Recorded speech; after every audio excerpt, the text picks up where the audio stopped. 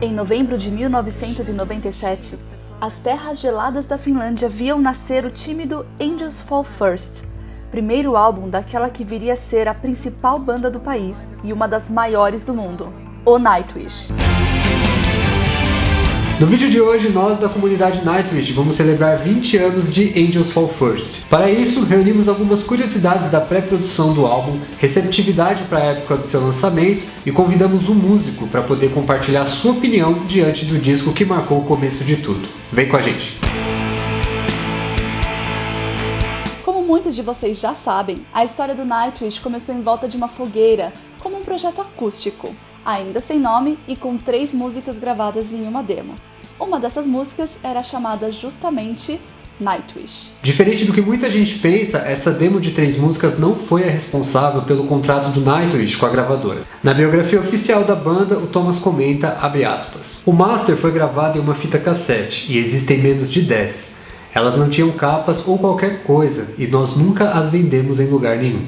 O motivo desse desdém é que o próprio Thomas não acreditava que o seu projeto acústico poderia virar uma banda. Para ele, essas músicas jamais funcionariam ao vivo. Mas como foi que tudo aconteceu? Em abril de 97, o Thomas foi liberado do exército e então voltou com o Nightwish para o estúdio para agora trabalhar em uma demo de 7 músicas. Esse processo durou um mês. Quando a demo ficou pronta, Thomas a colocou no bolso e saiu em turnê pela Europa com a banda Nattvindsgrat, a qual ele fazia parte na época. Nessa banda também estavam o baixista Sami Vanska e o vocalista Tapio Vilska. Além da banda de Thomas, outra banda integrava o ônibus de viagem, que era Babylon Horse. Essa banda tinha como guitarrista o Eero Pohjola, representante da Spin Farm Records. Como você já deve imaginar, foi durante essa viagem que o Nightwish encontrou seu caminho. Enquanto passavam semanas dentro do ônibus viajando por países vizinhos, um dos bons passatempos do Eero era garimpar novos talentos para a gravadora. Ele tinha uma caixa cheia de fitas e colocava para tocar no ônibus, e todos os presentes ouviam. Se os primeiros 20 segundos da música não agradasse o público, essa fita voava pela janela. Eero comenta. As estradas da Holanda e da Alemanha ficaram cheias dessas demos. Eu provavelmente não deveria revelar isso, mas acho que Theatre of Tragedy da Noruega foi uma das bandas que tiveram o tratamento da janela. Então, com a fita demo do Nightwish ali no bolso, Thomas se viu num dilema, levar ou não a fita pra galera ouvir. Os amigos ali que estavam com ele, o Sami e o Tapio, demoraram cerca de 3 horas pra convencê-lo, até que ele finalmente cedeu e levou a fita lá pra frente. Eu lembro que a maioria das fitas era de black metal, e por isso foi um contraste quando ele ouviu as 3 músicas na demo do Nightwish. Uma delas foi a que mais prendeu sua atenção, The Carpenter.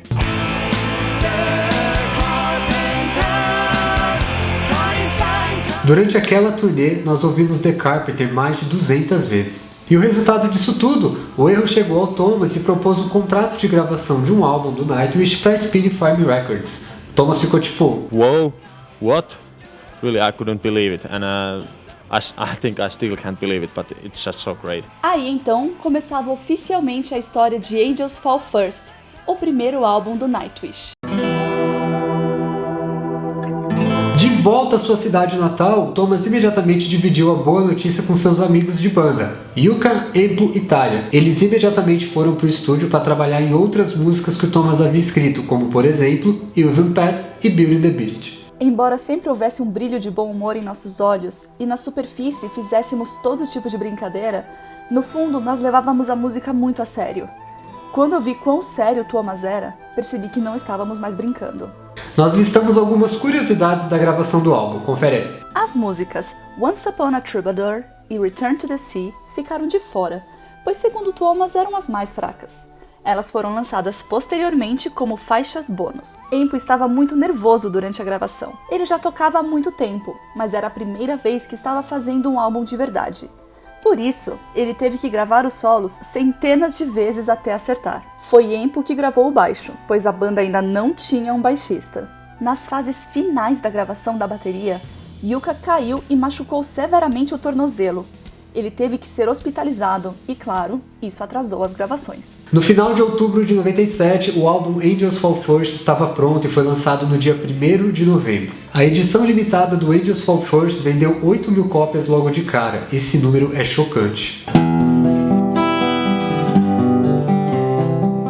Eu acho que é um álbum bom, é legal, porém, como músico, eu já consigo ter uma análise um pouco crítica sobre essas questões de mixagem, masterização, timbres dos instrumentos e algumas tendências que a banda começaria a ter para os próximos álbuns. Então, assim, se você reparar, por exemplo, na música Beauty and the Beast, a introdução de teclado, na minha opinião, já mostrava ali coisas que viriam no Wishmaster. Se você vê algumas introduções de teclado, com aquele timbre, aquele jeito peculiar do Tuomas de tocar, já estava mostrando o que a banda seria. É um álbum que tem uma pegada leve em alguns momentos, mas ele mostra já o peso que a banda teria mais pra frente, o peso que a banda iria seguir, né?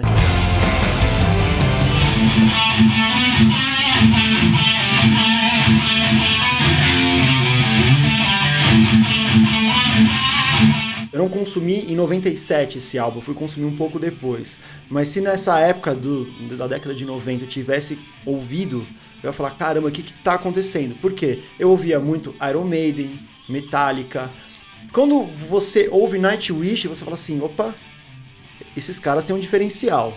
Então assim, eu acho que pra década de 90 tiveram pessoas que se identificaram de cara e outras, acredito eu, que ouviram falar assim, sei não. Mas com o passar do tempo falar assim, eu tô entendendo qual que é dessa banda, pra que eles vieram, né? Eu acho que foi um puta impacto, assim, foi uma coisa inovadora. Eu acho que na questão de sonoridade, né, eu acho que eles foram explorando uma sonoridade com o passar do tempo mais moderna, se adequando talvez ao que realmente fosse mais o mainstream, mas não deixando para trás a bagagem, né, realmente o histórico, a raiz. Eu acho que a banda evoluiu muito, teve uma sonoridade mais assim aguçada, mais moderna. É um gráfico assim crescente, sabe? Um gráfico que foi subindo e não parou mais, né?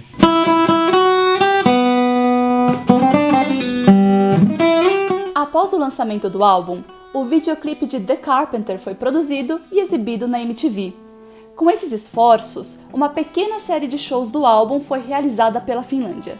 O primeiro show, realizado em Kitee, terra natal da banda, teve um público de 400 pessoas. Para assumir o baixo, Empo convidou seu amigo Sampa Hirvonen. Exato, ao contrário do que muita gente pensa, o primeiro baixista do Nightwish não foi o Sami. O Sami entrou no Oceanborn. Esse Sampa, amigo do Empo, ele fez os shows da mini turnê do Angels Fall First, mas depois ele foi obrigado a ir para o exército, então ele teve que deixar a banda e suas atividades musicais naquela época.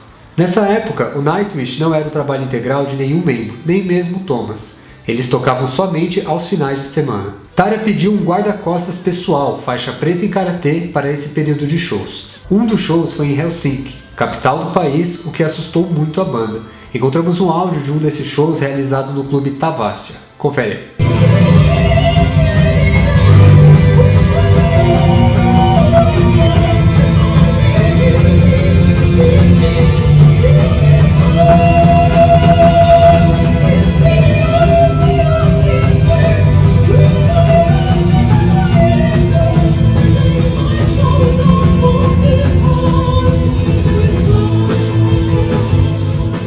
Hoje, a banda lembra com bom humor desses fatos, mas na época, eles receberam duras críticas por não saberem se comportar no palco. Eles tocavam muito parados e sem muita presença. O lançamento do Angels Fall First e essa pequena série de shows atraiu a atenção dos músicos da cena e dividiu opiniões. Honestamente, pensei que eles seriam apenas uma moda momentânea e achava que eles desapareceriam depois de 6 meses. Felizmente, é claro, eu estava muito enganado. Em fevereiro de 98, 3 meses após o lançamento do Angels Fall First, o Nightwish já sabia que caminho queria seguir. Na biografia, Thomas comenta: Agora que tínhamos o contrato de gravação, queríamos fazer um álbum tão bom que ninguém poderia nos ignorar. E assim, o próximo passo dessa história você com certeza conhece.